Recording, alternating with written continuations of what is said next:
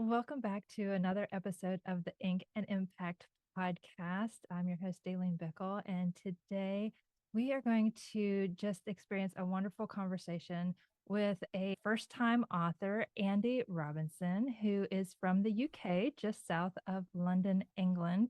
And he has written a book called The Big C in Me, Life, Hope, and Faith on the Road Through Cancer. But as you'll discover from our conversation, it's much more than his cancer journey. So, Andy, welcome to the podcast.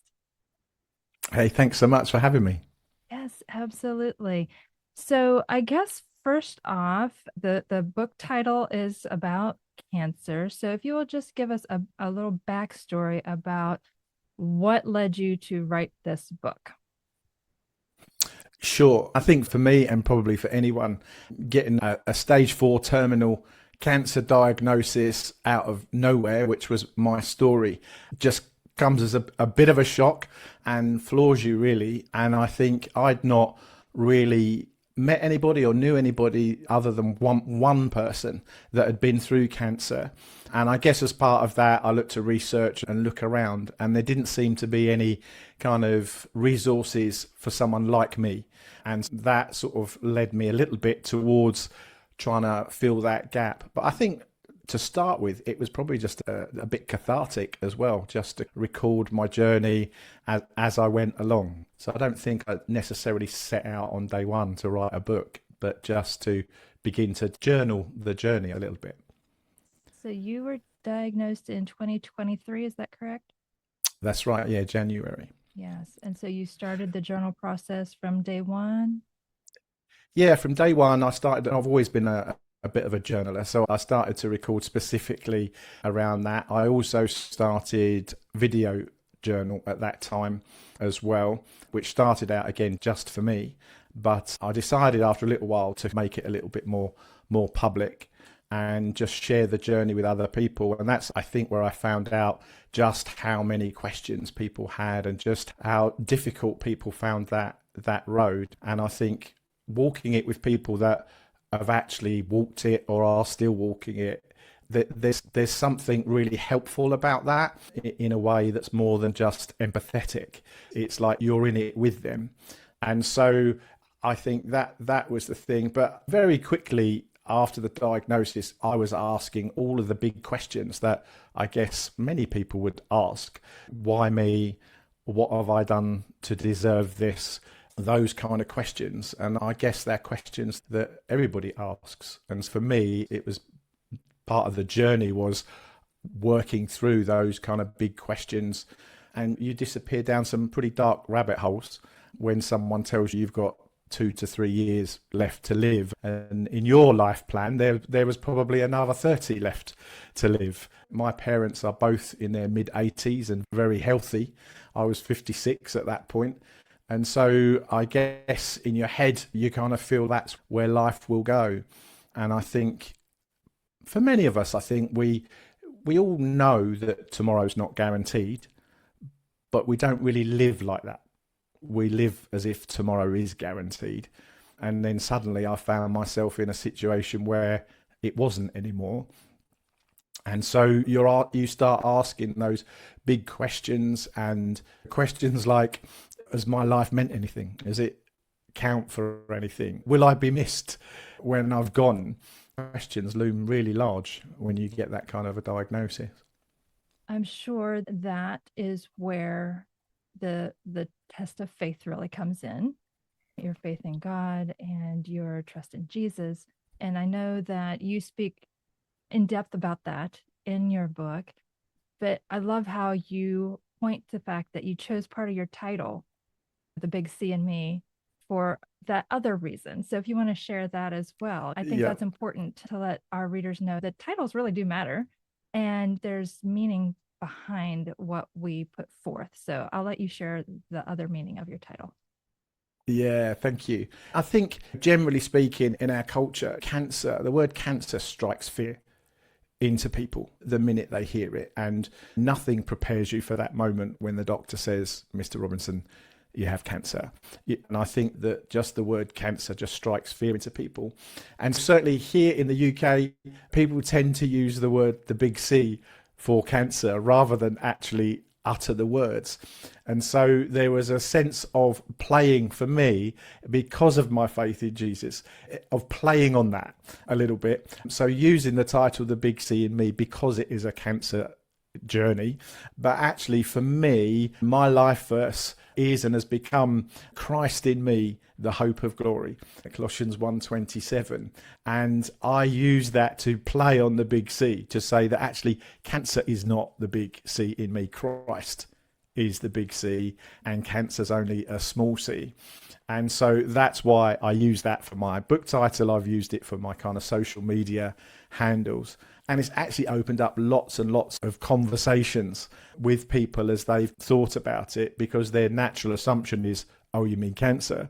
And I'm going, oh, no, I don't mean cancer, Christ. And that's been a really helpful beginning, if you like, to so many conversations. And as you say, titles matter. And so it was, because I'd used it for my social media handle, everyone goes, what are you going to call your book? And you're like, oh. And then you get to the point you think, there is no other title. It can only be that one. So that's how I landed there. So you are a first-time author. You're going through cancer. You're also, you are a pastor, correct? Yeah. And you also formed and operate a nonprofit. So you had a lot going on during this time. I want to give you an opportunity first to just share about your nonprofit, because I think this is just so powerful. And then I want to transition into how you fit time into your busy schedule and recovery from surgeries and procedures to write a book. Great question. Okay. My nonprofit is called Waymaker, and you can find that online, waymaker.org.uk. And I set that up some years ago, having visited Africa and making some good friends in Africa. And you go to places like that and you just see real need. And particularly with children, that's really where my heart was, with kind of orphans, and realizing that just throwing money at something isn't actually going to solve anything. And it was, how do we solve some of these issues in a real sustainable way? And so working with partners, trusted partners in various nations in Africa, we began to look at, could we build some schools to actually educate these young people, orphans and vulnerable children, out of this kind of poverty cycle that they were in. And sustainability was really key. And it's important that we consider that God's heart for us is for the whole person. It's not that he cares about our spirituality and after that we're on our own. He cares for the whole person. And I think the gospel is all about that. And so for me, it wasn't just being able to share my faith with these young people, but to actually make something different, make a way where there was no way for them. And so we began looking at that. But my particular emphasis was that to be able to raise funds from outside the church. Many churches in the UK are always having kind of gift days and love offerings for various different things that they do. But some of the stuff we were going after, building schools, was costing hundreds and hundreds of thousands of pounds. And so that needed something outside. So we spent a lot of time actually looking to raise funds from outside the church. I call it like plundering Egypt for their riches and using it for God's goodness. And so we then built schools, and the schooling system in most of Africa is paid for. There is free schooling, but it's not really free because the education's free, but you can't go to school if you haven't got shoes. You can't go to school if you haven't got books. So although the education's free, there's still a cost. And if your parents are so poor, you don't have parents, then it's unattainable. But most of the schooling, the decent schooling, is paid for by typical kind of middle class Africans. And so what we've done is we've built a school that is open to everybody, and 60 to 70% of the students pay as they normally would for any education, but that then opens up 30% of the places to be free for orphans and vulnerable children. And so we have schools now, one particular in Zambia is in the top 3% of schools in the country now, has 100% pass rate through every school year, regardless of if they're middle class children, orphans, or vulnerable, which is absolutely wonderful. And we do that through child sponsorship programs, but also because the school is self sustaining. And that for me is the key. I think I want to be able to release Africans to run schools properly and not be reliant continually on me or money continually pouring in. And I think that's been a key thing. So we got school now in a very big school, secondary, primary and preschool in Zambia. We have a primary school in Tanzania, and we're just finishing another primary school in Uganda, all working on that same basis. But it's a real passion. It's just that I have a gift without question for getting hold of money, and everybody looks at the volumes rate, and I don't have any idea how I do it. I just ask, people say yes, but that's just how it is. And that's what we do. That's what we continue to do. We also do a lot in kind of like eco farming, helping sort of subsistence farmers farm in a more effective way, usually by kind of drilling boreholes and doing all that kind of good stuff. But generally speaking, it's helping them diversify and all of that kind of stuff. I could talk for hours and hours, but it's a passion. It's a real passion, and in many ways, it's contributed towards the journey of cancer, because it just feels to me like it's just an inconvenience and it's in the way of doing what it is that I feel I'm called and gifted to do. So I just want to kind of get the cancer thing done and out of the way, and so I can get back. And that was probably one of the biggest heartaches of the diagnosis on day one, was I couldn't travel. So I've not been able to travel for getting on for just over 3 years now. And that's been the heartbreak, but I've just focused continually on raising funds, and I've got an NGO, a charity in Africa as well, which is run by a wonderful African man who is dealing with all of that. But yeah, that's been I think that's part of the passion that just keeps me going. Yes. So, and you had started Waymaker in what year? I started in June 2022, so 6 months before I got diagnosed. Next June will be our 5th year, and we're looking on target to have surpassed £1 million donated and given to various projects, for a one-man non-profit, I'm quite excited by. So that'll be a magical number to reach for sure. But certainly working through you and obviously opening hearts to give. And it's just exciting to hear how that is just blossoming throughout all of this. So with all of that going on and your church leadership role responsibilities, and you're a father and a grandfather, how did you manage time to write a book? Yeah, I wonder that too sometimes. I think once I was diagnosed, in terms of my kind of pastoring responsibilities and stuff, that was all. I was released from all of that and still paid for 18 months, which was wonderful. And I was going through some pretty heavy kind of chemo and all of that. But I think after the first year, that was when I realized I really wanted to write the book. And I think part of it was that I had a conversation with an African pastor online, and I stupidly asked them how their national health service, how did their health system work in Africa. At the time, here in the UK, we have the NHS. And I always say, I want the best of Jesus and the best of medicine. And I don't see those two things in conflict or competition. God can heal miraculously, and if he does, that would be great. But there's also the common gift of medicine that God gives to all of mankind. And if he chooses to heal me that way, that's great as well. And so I constantly sit there. And so with that in my mind, I said to this guy, so how does your health system work there? And he said, trust God or die. And I thought, wow. And then when I'd got my kind of, the doctors eventually said to me, Andy, you've got 2 to 3 years left to live. I used to jokingly say I've moved from the national health system to the African health system, because now I'm in the trust God or die kind of camp. But I still had wonderful access to medicine. And so it was in that moment really that I thought, if I write this book, then I want to dedicate all of the money from the book to building a clinic for this guy who isn't in the position to be able to believe for the best of God and the best of medicine, because there is no access to medicine. So I guess that was the beginnings of the motivation. I would say that I would never have completed this book if I hadn't found a coach. That's the number one thing I would say, because I would never have gone about writing the book the way I went about writing it if I just sat down to write it. And I'd never have finished it. It would never be finished. I'm absolutely certain of that.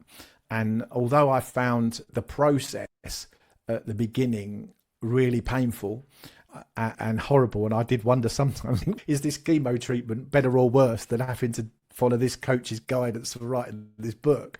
Because, and I'm sure, and we'll say the same things, is to map the book out, to look at the journey you want to take your readers on, to map out each chapter, what it is that you want to say, what are the key points, all of those kind of things.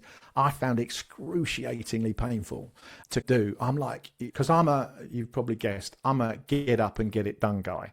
And I don't like sitting about waiting. I like to crack on. And I think that was part of my challenge, was that, like, but when are we going to get to write the book? When are we going to start writing the book? And my coach was like, let's just work this through. Let's go through it. And genuinely, I found it excruciatingly painful. And then I started writing the book.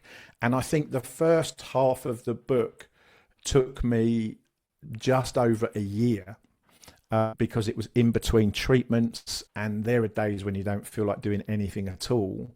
But I think when you're writing about stuff, you've got to be in that, you've got to feel like it. You've got to be in that right frame of mind, energy wise, but mentally there as well.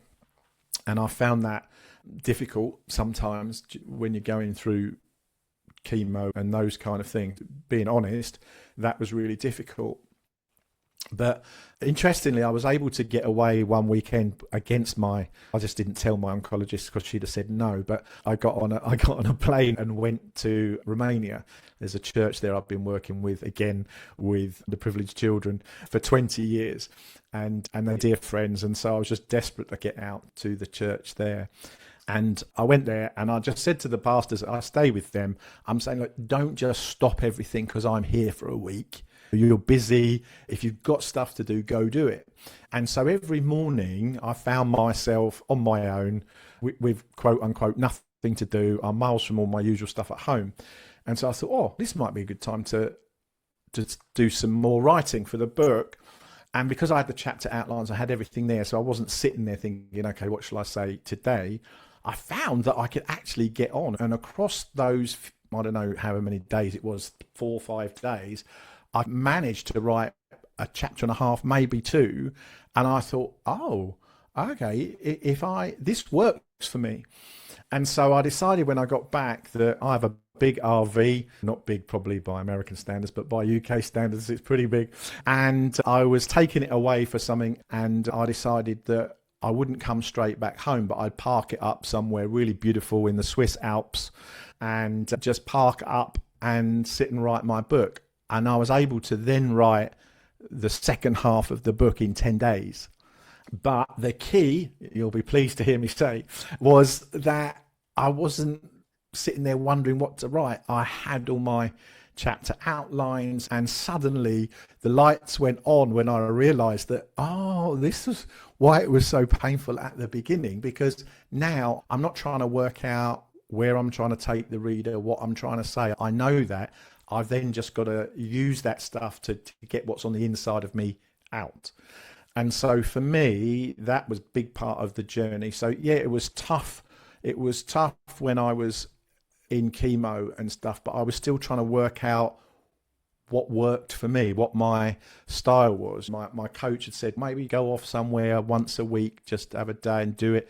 But for me, I found the intense sort of every day just focusing on this is what I'm here to do and write the book, but having done all the hard work meant that it worked. And I finished, and I drove home a very happy bunny, thinking it was all over.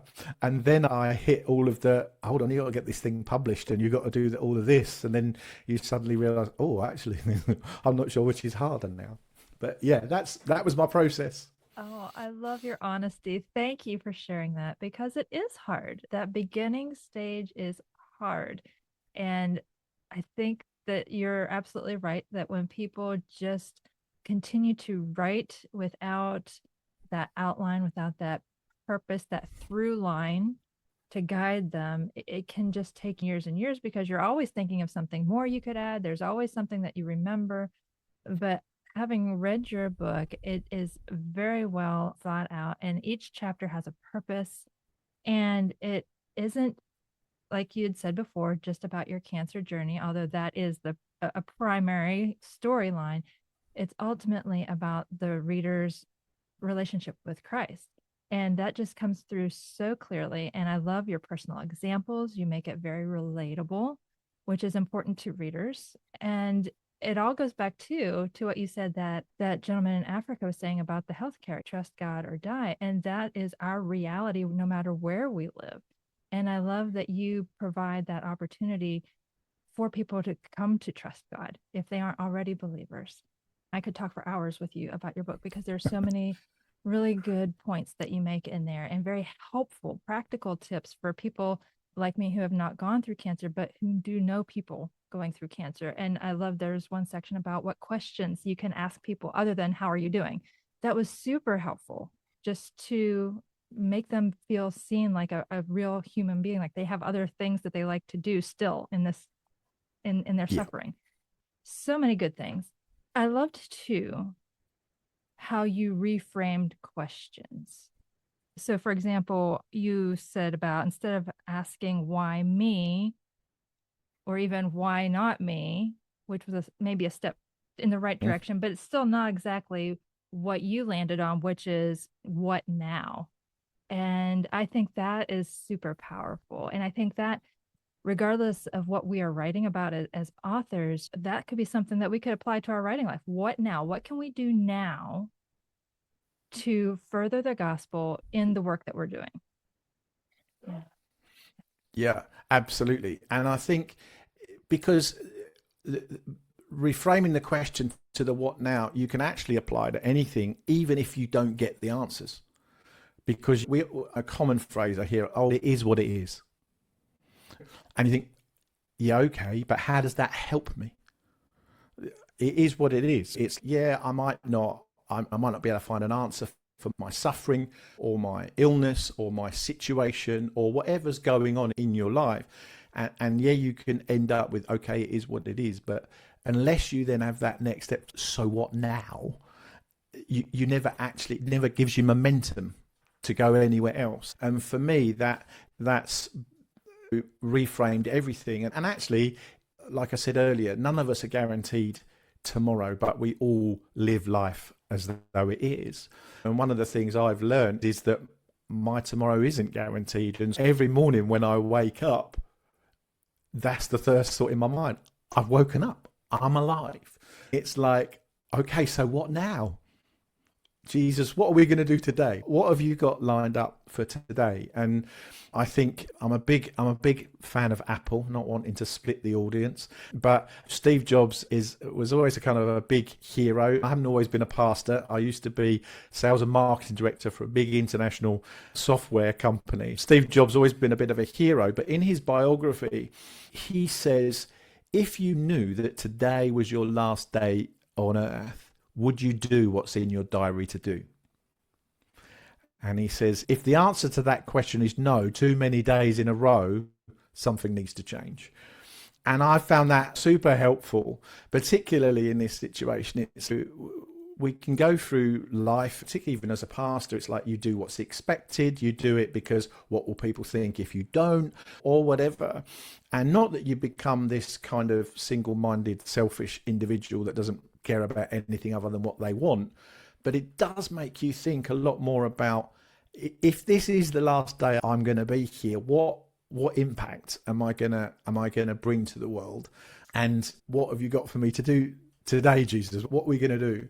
And I think for me, going into the day with that kind of what now mindset just changes everything. I've had more conversations with people about faith, about Jesus, full-on conversations. I would say I've had more conversations with people in the last 3 years than I've probably had in the 10 years before. maybe even more. I'm just being kind to myself. But because it's much more, so what now? What are we gonna do today? And what could possibly go wrong? I could be dead in the morning. So what could possibly go wrong if I have this conversation with this individual about Jesus? They might go, "You're an idiot." And you're thinking, yeah, but I could be dead in the morning. That's really not a big insult.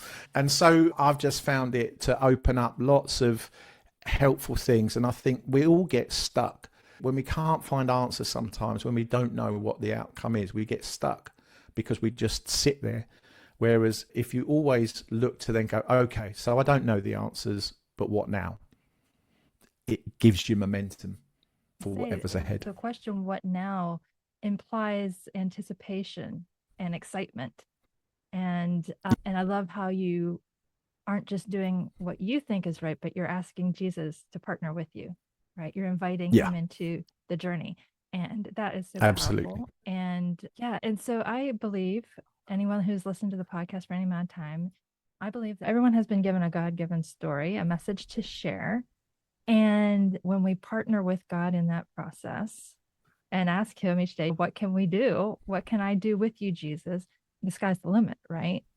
And Absolutely. with our stories, I loved how you shared about, I'm looking at my notes here, the chapter about opening up and about how it's so important not to hide the goodness of God. And I'm going to apply it to our stories, right? Whatever that story might be.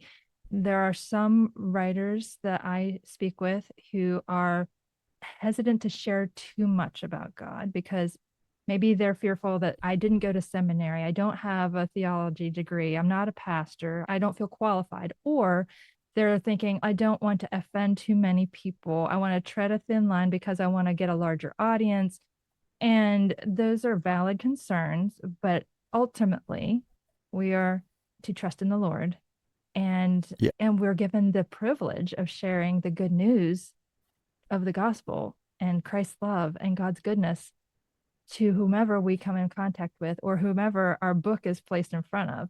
And I would just wanted to share a quick quote from your book, if I may. Of course. You said on, I think it was page 82, telling the world is not about building a following or chasing views. It is about pointing people to the goodness of God, whether in moments of breakthrough or in the middle of heartbreak. And I just found that to be so powerful. I know I have found myself chasing those quote unquote vanity metrics like the likes and the number of followers and all. It's so easy to get caught up in that when we are trying to sell our books. And you're on YouTube. We're thousands of miles apart and we're chatting like we're just in the same room. So let's not lose the reality of what's going on. It's amazing. And speaking of social media and all technology, here we are. There are challenges. Indeed. And so I'm just wondering if you could speak a bit about how vulnerable you are with the public and how you chose which platforms to be a part of. Okay, yeah. I think I think telling people, particularly in terms of having a diagnosis like mine, you've got to take your own character, your own personality, your own situation into account. And I think honesty and full disclosure are not the same thing. I think I can be honest with people, but it doesn't mean I have to give full disclosure about everything. So I think honesty and full disclosure aren't necessarily the same thing. And I think you can be honest with people without having to tell them every tiny detail. And so I think that's helpful, particularly when you're in church and stuff, because people want to know. And some people want to know because they're nosy. And some people want to know because they care about you. But even at that level doesn't mean you have to give full disclosure. So obviously being a pastor in your church with hundreds of people, one of the things I wanted to avoid was having to have 200 or 300 conversations every Sunday morning as to how are you? And so partly wanting to post on YouTube, which I already had a following on, meant that I could direct people hopefully towards that to say, please go and have a look at that and keep up to date. TikTok, on the other hand, was a new platform that I was just keen to. Okay, so a platform you were keen to have. Yes. So it was because I feel it was just a bit more informal. It tended to have a bit more, hey, look, this is me, quick. Here I am in the hospital type of thing. I went down that route and I found TikTok to be much more interactive. So YouTube is very good for being informative and presenting information and presenting a bit more of a kind of formal presentation of whatever it is you're doing. Whereas TikTok seems a little bit more relational. People seem more willing to comment, to ask questions. And I've had numerous kind of people reaching out through TikTok saying that my father's got that or my mother's got that or whatever. So you have built an engaged following on TikTok. You have a Yeah, YouTube presence. You also have another community, I believe. And I know everyone listening has come to want to learn more about you, order the book, and help the Waymaker organization. So please tell people where they can find you and how they can get connected. great. You can go to thebigcinme.org, and everything is on there. You'll find access to everything. The online community, if you like, was the next step on from TikTok because you can't be part of the conversation really on TikTok. You can ask questions, but you can't interact. And so that we have online video chats like this, just with a few more people, and we just hang out. So definitely go to thebigcme.org, or you can go to Amazon and find the book on there. Thank you so much. It has been such a pleasure getting to meet you and learn more about your story and your writing process. And I just wish you every blessing and success with your Waymaker organization. Thank you so much. It's been absolutely a joy just to chat.